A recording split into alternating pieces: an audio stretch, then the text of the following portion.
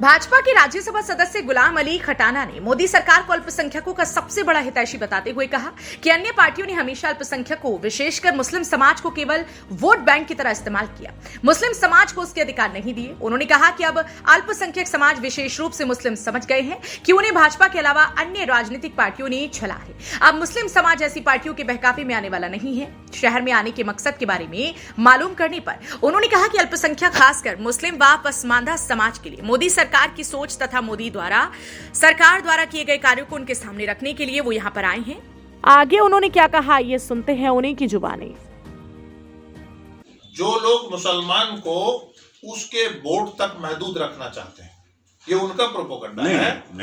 ये भारतीय जनता पार्टी जहां नरेंद्र मोदी जी की सोच में देश का वजीर आजम जरूरत रखता है कि उसने अपनी सबसे बड़ी दुनिया की पार्टी में नाम लेके कहा कि मुसलमानों की तरक्की देश की तरक्की है, और खासकर पसमानदा मुसलमानों की किसी और पॉलिटिकल पार्टी के।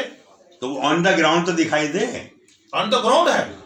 आपके माध्यम से हम ये कहना चाहते हैं कि जो हमें बंधुआ मजदूर समझते हैं, वोट बैंक समझते हैं, वो भी अपने जहन में रखें कि आज ट्रांसपेरेंसी का जमाना है, आज सोशल मीडिया का जमाना है,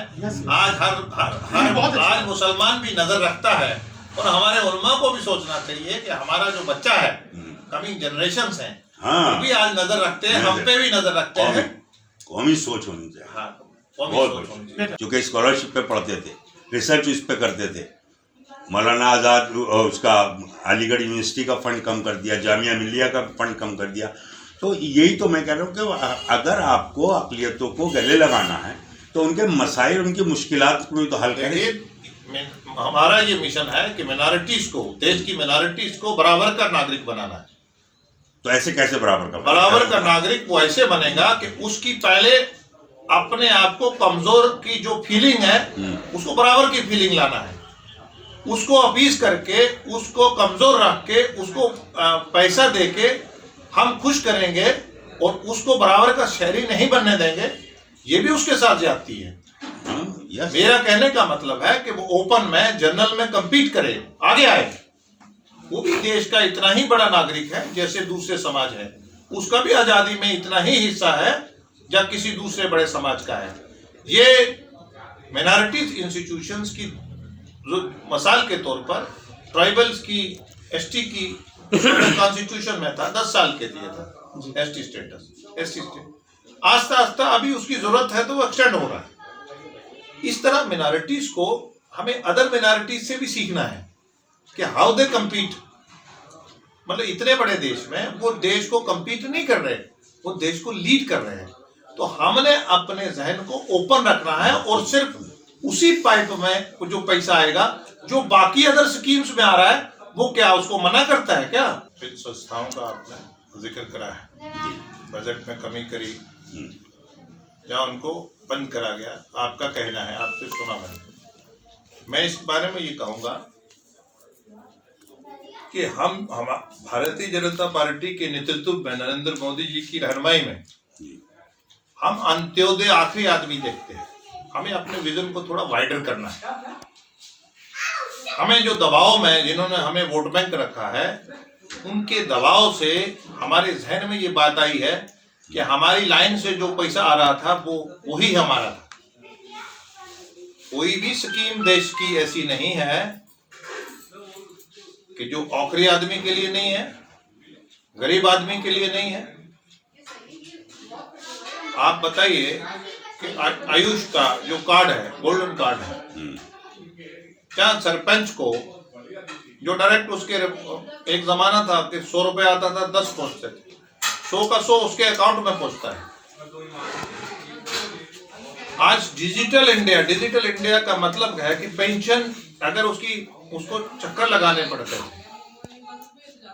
आज किसान का है, आज स्किल का है, स्टार्टअप है, एनी प्रोग्राम, PMAY है, एनी प्रोग्राम जो है वो कास्ट, क्रीड उसको देख के नहीं आता है। अलबत्ता ओबीसी, SC, STs उसके लिए कॉन्स्टिट्यूशन उनको प्रोवाइड करता है। बाकी सब बीपीएल और इकोनॉमिक वीकर सेक्शन का वो लगा के वो दिया जाता है। भारतीय जनता पार्टी की ये सोच है कि देश को अगर हमने आगे लेके जाना है, हमारे लिए हर शख्स, वो किसी रीजन का है, वो किसी कौमियत का है, वो किसी फेथ का है, वो किसी मजहब का है, वो बराबर का नागरिक है। आपने देखा होगा मुद्रा में देश का वजीर आजम खुद बोलता है कि मैं इसकी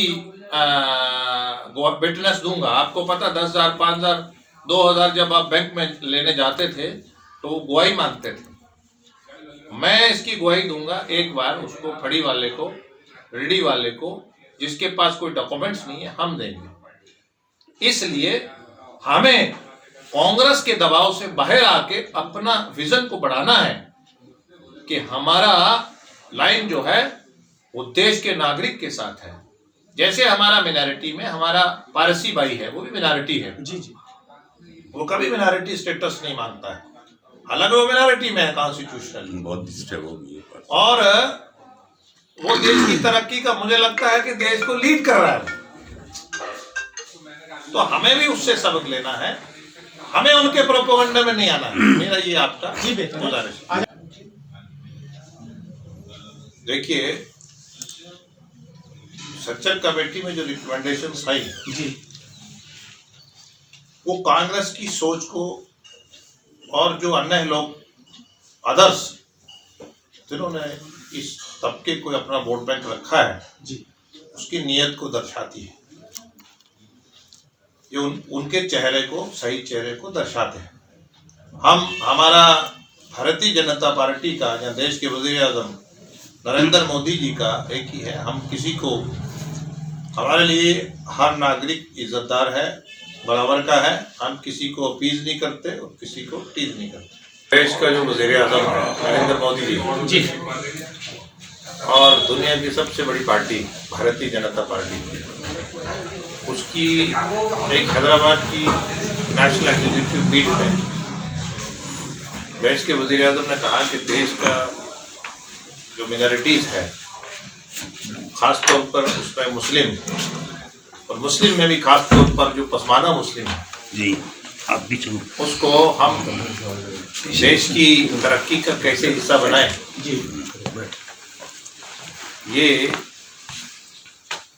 बात कैसे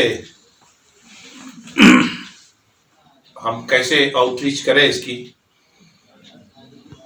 जलसों के, छोटी तकरीब से, नुक्कड़ से, प्रोमिनेंट शहरदार से, पत्रकारों से, हुनर मंच से, स्टार्टअप से, स्टैंड अप से, समाज की हर शेड से,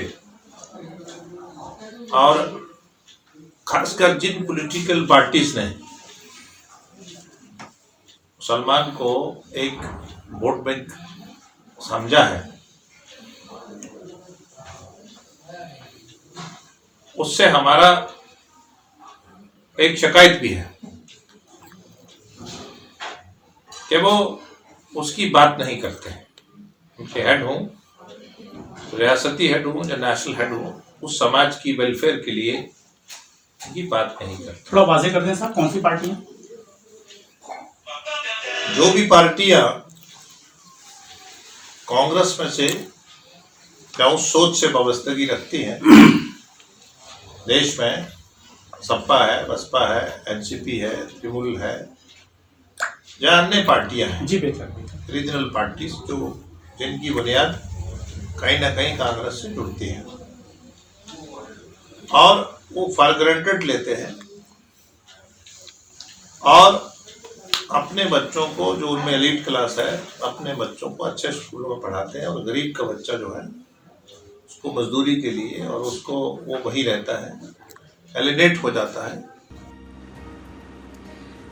फजल अहमद के साथ सैयद जमशेद, एक्सप्रेस न्यूज अमरोहा।